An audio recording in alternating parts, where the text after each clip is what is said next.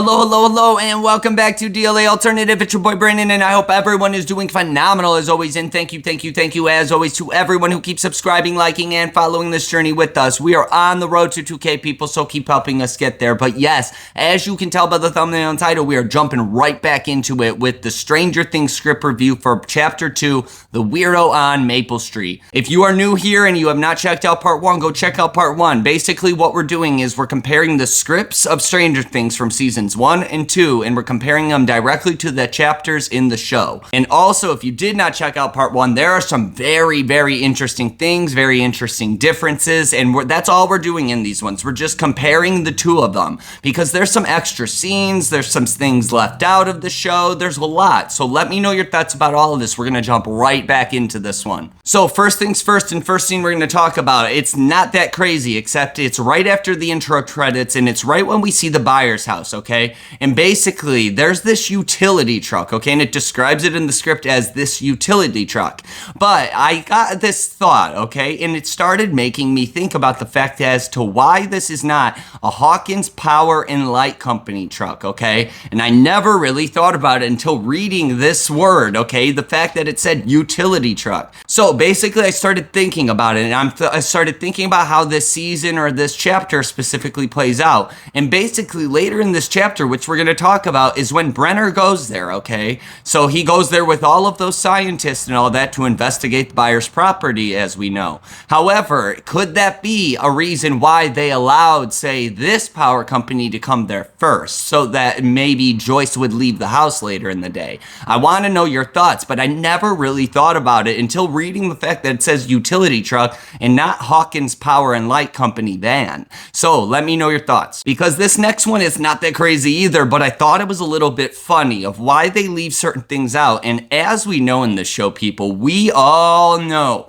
that the most mysterious family in the show, in my opinion, is not the Creel House family, it's the Harrington family, okay? And that reason being is we know nothing about Steve Harrington's parents. All we know is that they come from wealth, that his dad's basically an asshole, and his mom doesn't trust him. And that's when we find out this line, okay? Is right when Steve is basically inviting Nancy and Barb over, okay, to have a party, even though it's just the 5 of them, okay? But basically, he's inviting them over, and he says that his dad's gone on a conference, and that his mom went with them because she doesn't trust him. Except in the script, it basically gives us an explanation of where he went, and that is Cleveland. So, in my opinion, that shows a little bit more that this woman, basically Steve Harrington's mom, does not trust this man being his father at all, because Cleveland is basically just one state over, a few hours away from wherever the hell Hawkins, Indiana should be, near Indianapolis, I'm assuming. So let me know your thoughts about that. I just wanted to throw that in there because it's a little bit different, but there's something else also involving his parents that is a little bit different in this script later in this chapter, so just keep watching. But this next one, people, this one blew my mind, okay, because there's a difference from the show to the script, okay, and basically a whole character is omitted out of this part. Basically, this is the part when Mike and Eleven are at Mike's house. Mike skips school, and basically Eleven starts looking at all of the Wheeler family photos, okay, and she gets real, interested in one specifically, and basically in the script, it says that she's extremely interested in Nancy, okay, and I thought that was a little bit odd, okay? We know that Nancy has some special significance in this show, and we really don't understand it just yet. However, as we know in season 4, Nancy is the one that's chosen to get a Vecnavision where she doesn't end up being a Vecna victim. So we don't know a lot about that. We get a vague answer of what she saw, but I want to know your thoughts about that as to why all the way back in season 1, okay, basically Eleven, who is connected to this whole story, is also finding that Nancy is basically transfixing people, or basically she comes off different, okay? And there's a reason for that. We're going to talk about that also. It happens later in this chapter, which I found very interesting. But within the scene, people, okay, as we know, Eleven looks at those pictures, she looks at the one of Nancy, and she says pretty, and then Mike kind of interjects, and he goes, oh yeah, I guess.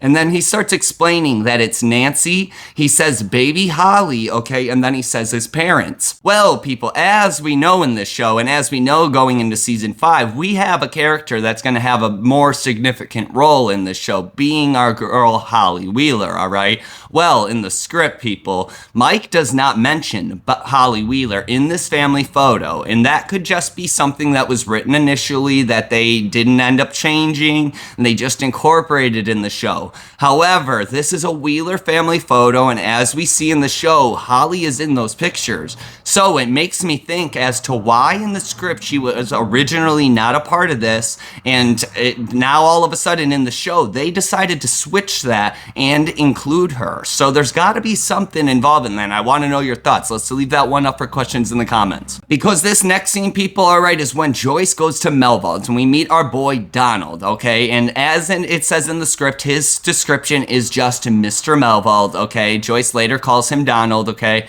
But my point is that we get some more character description, alright? And what I'm talking about is ages. And if you did not see part 1, you would understand that there's some specific characters that have specific ages versus all of our other main characters. And that one being our boy Ted Wheeler and our girl Flo, okay? But Ted Wheeler being 45 years old and Flo being specifically 61 years old. And all of our other main characters have vague ages like 30s, 40s, late 30s, late 40s, early 40s, but not a specific age. So I want to know your thoughts about why that all of a sudden we're getting these characters, because when we get to Donald and our boy Jeffrey, of all people, Donald's age is strictly just 60s, okay? Another vague age. But Jeffrey, yes, the random boy in that works at Melvald's that is basically there to replace Joyce's shift for the day because Will is missing, as we know,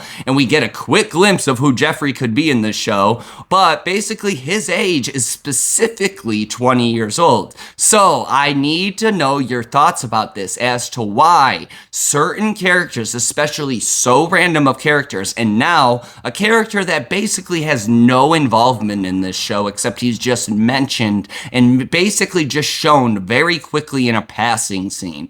So I want to know your thoughts as to why certain characters have specific ages. Just let me know your thoughts. Because this next scene, people, is a big one, all right? And if you watch part 1 as well, you would know when we get into this buyer's shed, when Hopper goes there, we get some description, some info we've never gotten before in this show, and we don't see in this show, which blew my mind. So if you did not check that one, go check that one out. I don't want to talk too much about it.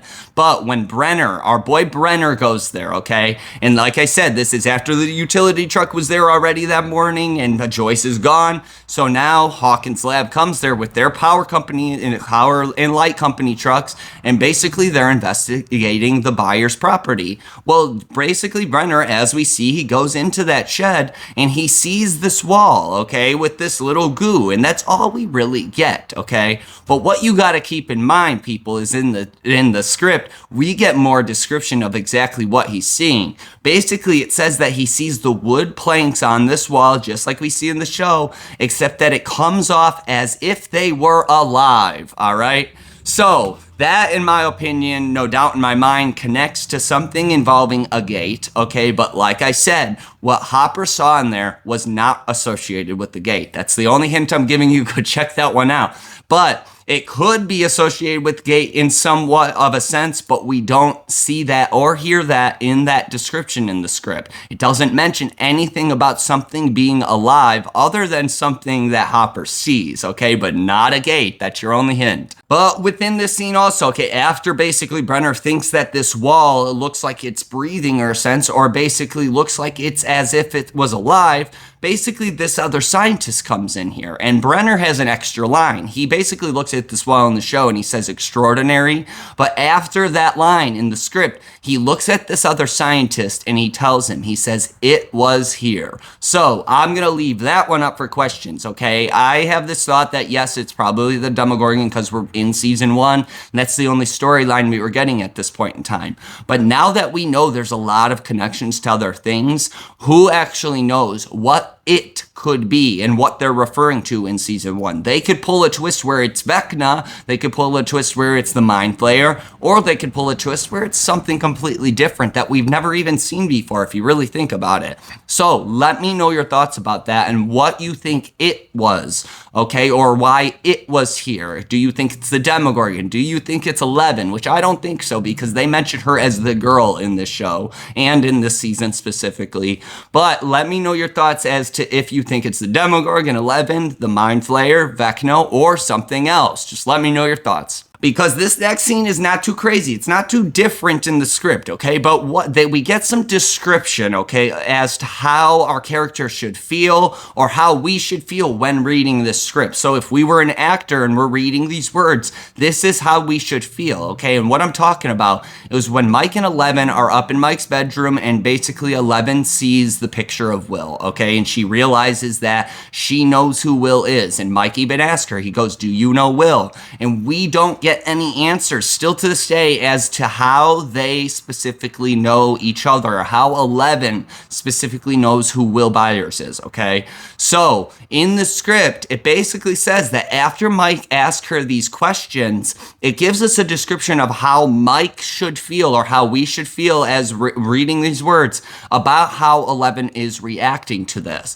And it basically says that 11 doesn't answer because she doesn't need to, and that is because the answer is yes, okay? So no doubt in my mind, in this script, it tells us that 11 does know Will Byers, except in this script, it still gives us no answers as to how that happened or how it's possible. So no doubt in my mind, that's got to be something involved with season 5 if it's not in a script, because you really got to realize, people, that the actors reading these lines or these words, this is how they're supposed to act, but they don't get an answer right there as well. So neither do we. So that leaves that up for questions and something that needs to be answered in season 5. Let me know your thoughts. But as we jump to our next scene, okay, we jump into this next big scene when Hopper and the other cops come and witness that Benny is dead, okay? And basically in this scene, in the show, we get the idea that Hopper is suspicious of this, that he doesn't believe in this,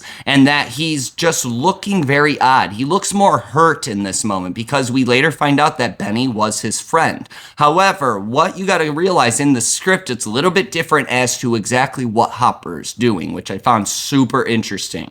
So basically when Hopper walks in and he's like scanning and looking around, we get the vibe that he just comes off sus, okay? And then when he says the friend line, we get the vibe that he's like extremely hurt by this because he just lost a friend and he's basically looking at this in front of his face. However, what he's doing in the script apparently is that he is looking for signs that this is fake, or because he doesn't believe this. And basically in the show, it shows that he looks over to the side, like a side wall, or over to the side away from Benny. And in the script, when he does that, basically what Hopper is doing, he's looking to the back wall, okay? And what he sees in this back wall, how it says in the script, is that he sees a bullet in the wall. And then what he does is he looks back to Benny and he tries to see it and measure the trajectory to see if this was even a possibility. And basically it describes that Hopper says that Hopper describes that he comes off like this is correct, okay? That what he's seeing is a possibility based off of how things look. However, he is still suspicious and he does not believe Benny would do this. So that, in my opinion, kind of would have added a little bit more, in my opinion, to this show, especially with Hopper getting more involved, say, after this scenario. Because we see Hopper get super, super involved after this chapter in this show. He starts getting more interested, he starts investigating more stuff, and that's mainly because of when Mr. Clark finds the piece of cloth, the hospital gown by the pipe, okay? And that happens later in this episode, except there's not too much different, unfortunately. But what my point is that in this scene, they might have left that out because they might not have wanted Hopper, okay, to come off like he is now involved yet, all right, if that makes sense. Basically, they might have wanted to hold off the whole cover-up idea until Will's body was found, okay? They might not have wanted it to make it look like that's where this vibe of this show was going, with it's going to be scientific cover-ups, murders, all this shit. So just let me know your thoughts. I've always had that thought, but reading this and understanding that there is more to this scene, it made a lot of sense to me. Because as we go to talk about our father of the year, people, and yes, you already know, I'm talking about the asshole father of the show being Lonnie motherfucking Byers, people, okay? When Jonathan goes there to meet him, we get some character description once again. We meet the Cynthia lady who it says she's in her 30s. We also get the street that it says that Lonnie lives on. It says he lives on Blue Collar Street, which I found hilarious. But then when we meet Lonnie, it says that he's in his 40s. Now, this is the only age description I'm going to really tell you other than those specific ones, okay? Lonnie's age description is exactly the same as Dr. Brenner's that we get in chapter 1 of this show, okay? In the script, Brenner is also in his 40s as well as Lonnie, which falls a little bit older than Hopper, okay? Because Hopper is described as his early 40s, but if you watch part 1, this is, I guess I'm just telling you all these ages, but if you watch part 1, Benny Hammond is described as his late 40s. So that is older than Lonnie and Brenner, and also older than Hopper, except Hopper being his early 40s should be labeled younger than Brenner and Lonnie. But that also puts Lonnie and Brenner into the same category of age, all right? So I want to know your thoughts about that because, I mean, the stress of some jobs, okay, can make people look older. There's a lot of things that can make someone look older, but there's got to be a reason why they're making Brenner look so much older, but now all of a sudden he has an age description that's like almost the same as all of our parents, which doesn't make sense to me. So let me know your thoughts about that. It's been going around in my mind trying to figure out why they throw this age description and they make it seem so different in this show. So just let me know your thoughts. Because as this scene continues, people, okay, we get some interesting info here. And it kind of changes up the vibe of this. And what I'm talking about is actually if we jump a little bit and we jump back to when Jonathan and Lonnie are talking in back of Lonnie's house. And basically they're trying to talk about Will, or Jonathan's at least trying to talk about Will. And Lonnie is not. Lonnie's like asking him questions about, he's telling him about the car. He's asking him about Jonathan.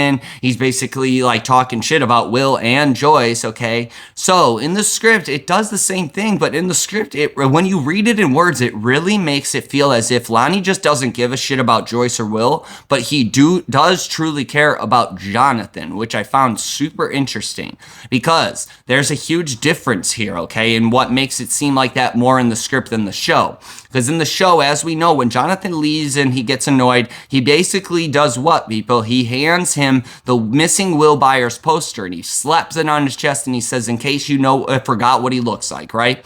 That does not happen in the script, people, okay? Jonathan just walks away and says, next time answer the damn phone. And then Lonnie ends up still doing that concerned look, except he's not looking at a missing Will Byers poster anymore. All he is he's just looking at his son, Jonathan, walking away, and he gets concerned, is how this script describes it. So there's no missing Will Byers poster involved with this scene, which I found interesting because that changes things, okay? That makes it feel as if Lonnie really truly doesn't care about Will until he sees that poster, and then that makes him go there, and then we later find out that he's only there for money. But that makes a lot more sense now if we add this context in there from the script, that Jonathan never handed him that Lonnie ends up showing up there after, making it seem like, oh, he's concerned about them, and then he's really there for money. It makes a lot more sense. So there's got to be a reason why they changed those things and why they're making it seem like as if Lonnie didn't give a shit about Will and now he does,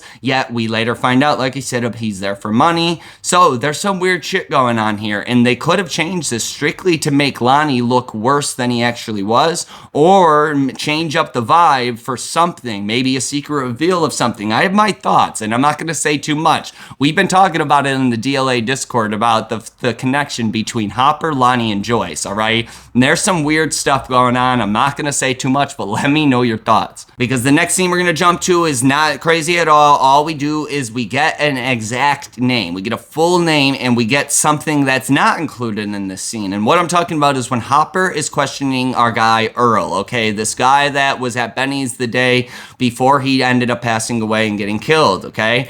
But this guy's name is Earl Sumner. It gives us a full name. But what's interesting, people, is we get no no age description. And like I said, all of these other random people have specific ages or vague ages, but they at least have an age description. Our boy Earl, who is now seen for the second time in this script, okay, he's seen in the chapter 1 where it doesn't give us a description of age, and then it also, in chapter 2 now, it gives us his full name, and we also get no age. So I don't know why it would be like that. Just let me know your thoughts of why this specific character has no age versus all the others. And remember, Jeffrey from Melvold's has a specific age of 20 years old, so there's got to be something weird about this. But as we get to this scene, this blew my mind, people, okay? And this is connected to our girl Holly Wheeler once again, okay? Because as we know in this scene, this is the Wheeler family dinner, okay? When the boys are over there and they're trying to stay home, okay? And Nancy's trying to go out and she's trying to sneak out to go to Steve's house, okay?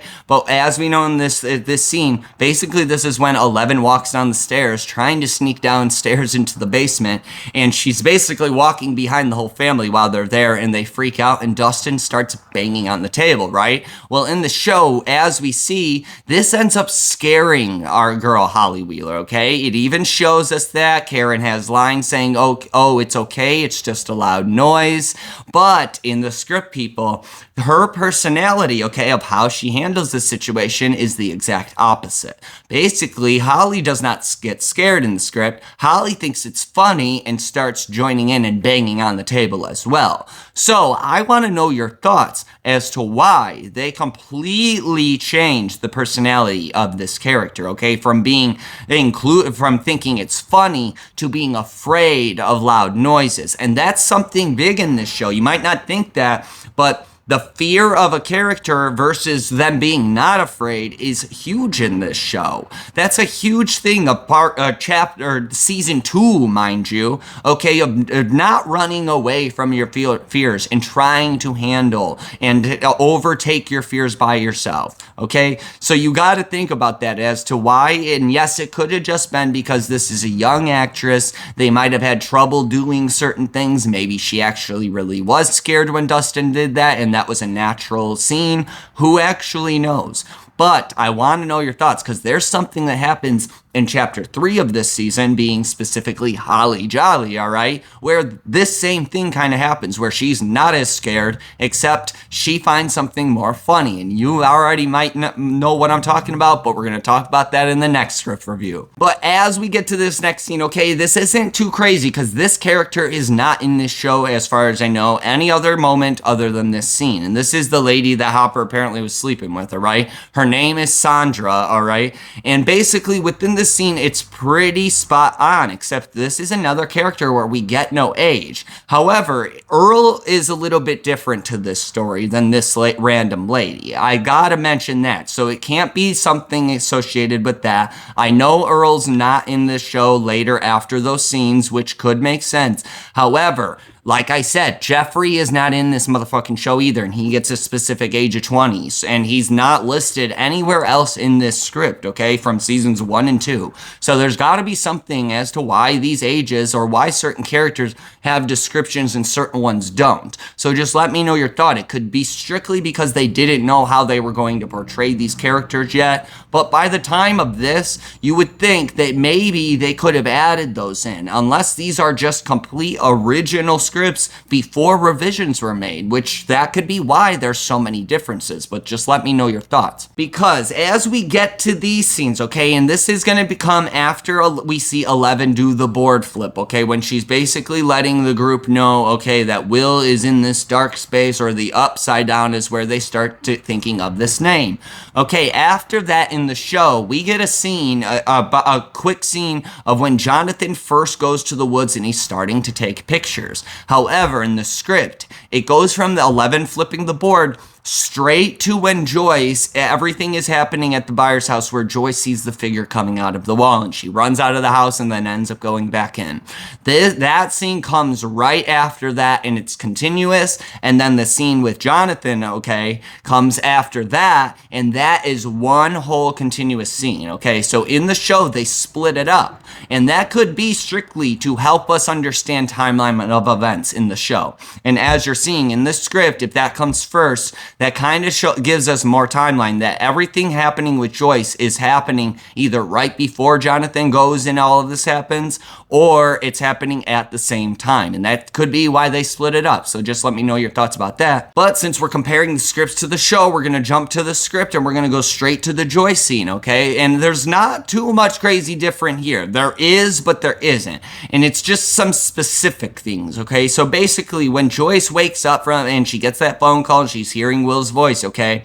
And the phone basically blows up again. She's freaking out, and it says that the lights start flickering as we see in the show. Well, when Joyce starts noticing those, okay, she starts seeing the lights flicker, but then it says that in this moment, before she goes down that hallway, that all of the lights in the house go out, okay? And we later see that when she ends up getting into Will's bedroom, all the lights in the house go out. But it happens actually before that in the script. And when this happens, after she notices the lights blinking, okay, all the lights go out, and it even says that Joyce is left for a moment in darkness until she sees a light under the door at the end of the hallway, being under Will Byers' door, okay? And we see that in the show, except as you can see in this clip, all the lights are on in the hallway still. So they may change things up here. But what's crazy to me, and you have no idea, because I have analyzed further, okay? I've analyzed a lot further, all of chapter 1, or season 1 so far, okay, people? But what you got to realize is there's some things that are described differently earlier or described differently in some scenes versus other scenes. And the thing I'm talking about here is the most nonchalant item that you would ever think, and it's the sign outside of Will Byers' door saying no trespassing. And we know in this show that's what that sign says, correct? Except in this scene and in the next chapter, okay, Holly Jolly, in Holly Jolly specifically, that is a no trespassing sign. Except in this scene, it is not, people. In this scene, while Joyce is witnessing all of this, it describes that she sees a sign that says do not enter or else. It does not say no trespassing. And yes, I can confirm that in the next chapter, how it describes the sign, it says that it is a no trespassing sign. So I want to know your thoughts about why these signs are different in two different scenarios, and one of which where something isn't really happening too crazy and pretty much nothing. Okay, I believe it's right when Jonathan goes in there the next morning to see that his mom is talking to the lights. However, what I want you to keep in mind, people, is that basically that this is a weird situation here with Joyce, is that we don't know exactly if this is a Vecnavision or if this is actually, say, a dream or a nightmare, because as we know, Joyce just woke up before all of this happened. So I want to know your thoughts about this as to why the signs are two different things, and it's the same in other parts, okay? As we know in the show, it matches, but in this scene, it's different. So there's got to be a reason of why it says do not enter or else and not no trespassing. So just let me know your thoughts. But as Joyce enters this room, okay, she enters Will Byers' room, the music's blasting and she's freaking out, and then everything goes out, okay? And it describes that all the lights were out before, and now all the music and the lights in this room now go out. So which we see that in the show. But what I want you to keep in mind is after this happens, it gives us the description of kind of what shape is coming out of that wall. And it describes that the wall basically comes out or it morphs out, and it describes that it has long gnarled hands and a deformed eyeless face, okay? So no doubt in my mind that hints at Demogorgon, and the only reason I'm saying it like that is because there's a lot of things out there where people think this could be Vecna or think this could be something else. So I want to know your thoughts about that. I've always thought this scene was a Demogorgon, but later with Holly, okay, in the next script review when we talk about when Holly goes there, there's things about that change my mind, okay? So I just want to know your thoughts so far about what you always thought was coming out of this wall. If you always thought it was a Demogorgon, but no doubt in my mind that description basically, in my opinion, confirms it with the eyeless face. But just let me know your thoughts. Because as Joyce sees this, okay, and we see her run out and she freaks out, what's interesting about this is there's one thing left out of the script versus how they incorporated in the show, and that is the music, okay? So when Joyce runs and she goes to her car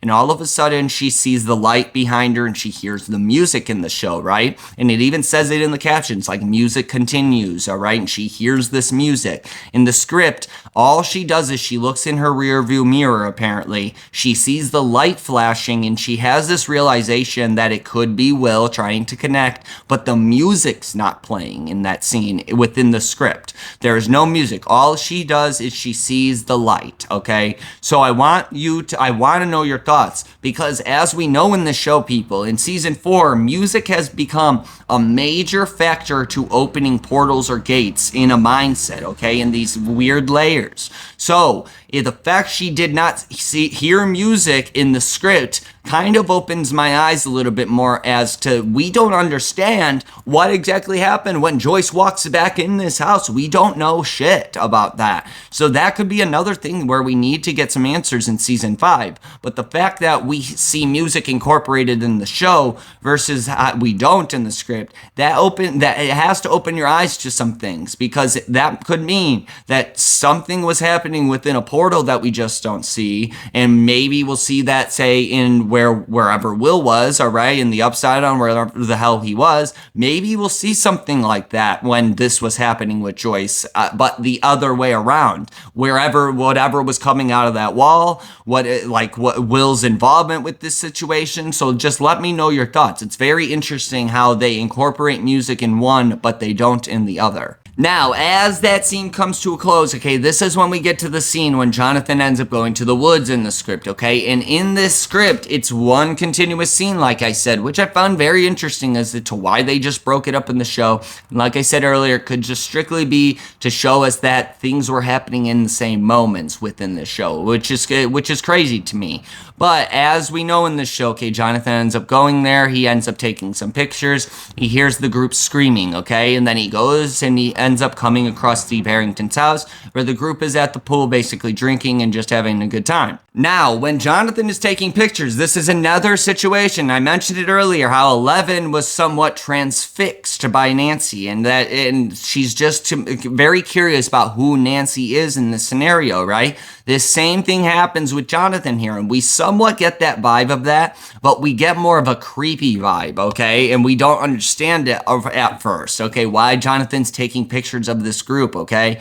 But what you gotta realize, all right, is that it says in the script, people, that specifically he comes across Nancy while he's taking pictures, and he is specifically transfixed by Nancy, okay? That's why I was using that term. But it also says it because that Nancy is different, okay? And we later find that out in the show, that it's used, that Nancy's different, you know, Nancy's special, okay? So I want to know your thoughts about what's Nancy's significance, people. There's got to be something more to this, why she's the one that sees this Vecnavision, why she didn't die, why, like, her friend is the other situation, okay, which we're about to talk about, that ends up vanishing, that kind of gets disregarded from this whole story in a sense. So there's a lot to Nancy that we might not even know about or might not have picked up on this whole entire time. But let me know your thoughts on what you think is different about Nancy and why people are transfixed by this character. Because as this scene continues, okay, in the show, we see our group just walk inside. We don't see anything involving Jonathan when it clips back to that. The group's walking inside, they're all cold, and basically Tommy says to Carol, because she's all freezing, he goes, well, I hear his mom's room has a fireplace. Well, I wanted to incorporate this again, because it's not that crazy, but it involves Steve Harrington's parents and their relationship a little bit more. Because in the script, all it says is that I hear his parents' room has a fireplace. So in the show, they are now making it a little bit more serious that his parents are not as close, okay, or not that much in love, being a married couple apparently. Basically, his mom's going to Cleveland, okay, from what we find out in the script, one state over, because she doesn't trust his father, and then we find out in the show now that they have separate bedrooms, except in the script, it doesn't make it that serious, which I found interesting. So it's like we got one more serious thing with the Cleveland stuff being incorporated and not included in the show, but now we have have this in the show and we don't have it as serious in the script. So you get what I'm trying to say is that there's certain things involving Steve Harrington's family that they're trying to leave out or trying to make more serious in slight moments. But let me know your thoughts. But as we get to this famous scene, and you already know what I'm talking about, it's basically when our girl Barb is about to vanish, okay? And in this show, okay, all we see is that she's sitting on the diving board, she's looking at the water, okay? We see her bloody bandage, and then all of a sudden we kind of see like a shadow start to come over her, and that's when she notices the Demogorgon or whatever. I'm just gonna say whatever it is behind her, okay? But basically in the script, it says that she sees the reflection of something in the water, which I found very interesting as to why they left that part out, because from what I'm seeing in the show, you don't really see a reflection of anything. So that's kind of interesting to this because you got to think that Jonathan saw Barb and didn't see anything there, then takes a picture, and then all of a sudden it comes out in this picture. But Barb apparently is seeing a reflection, but in the show they make it a little bit different. They make it a little bit more secret, if you ask me. But it basically describes this figure. It says that it's almost human, but not whatever it is, okay? So I want to know your thoughts about that. But basically it says that this situation, okay, involving Barb happens so fast as if it was a blur, all right? So that word just kind of, it made me start thinking about this situation as to that this situation with Barb is going to become basically a blur to this show. If you were reading this script, you might already be able to get the vibe just from that word that this situation is not going to be the main focus, that it's going to be a blurred moment, correct? So let me know your thoughts about that. That's just the top of the head type of thought.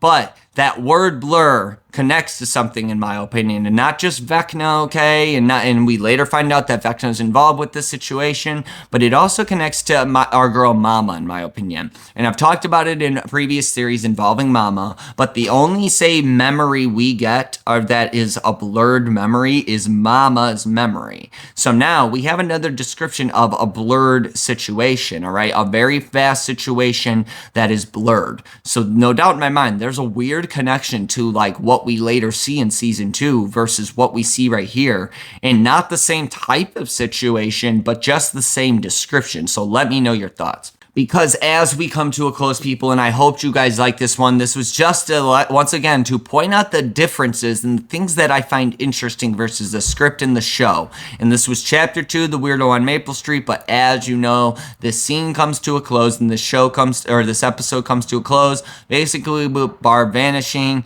Jonathan hears something and he walks away. Well, in the script, it describes that Jonathan hears a scream, okay? And that it's a real scream this time, it says, and that it sounds as if it's coming from underwater, okay? So that raises some questions as to exactly what happened to Barb.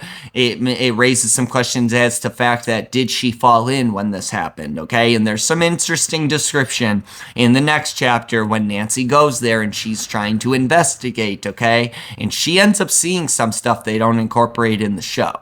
So I'm going to leave that one up for questions as to what you think this underwater sound, all right, has anything to do with, say, a gate opening or, say, anything involving the vanishing of a human being and the mix of water. Because we know water has some weird significance in the show. We know that the Upside Down does not have any water. We know these tunnels do not go over water. So what you got to realize is there's something weird about this water shit here. And when Barb vanishes, now it says that that scream sounded like it came from underwater. So in my opinion, that kind of sounds like Barb fell in and then something was created, okay? Or then Barb vanished. But what does that mean to creating a portal, creating a gate, or vanishing a human being if it happens within water? So just let me know your thoughts. I know it's a crazy thought, but there was a lot to this one. There was not as crazy of things from the part 1, but still some big stuff. So I want to know your thoughts. I hope you guys like this one. This was chapter 2, The Weirdo on Maple Street, of our Stranger Things script review.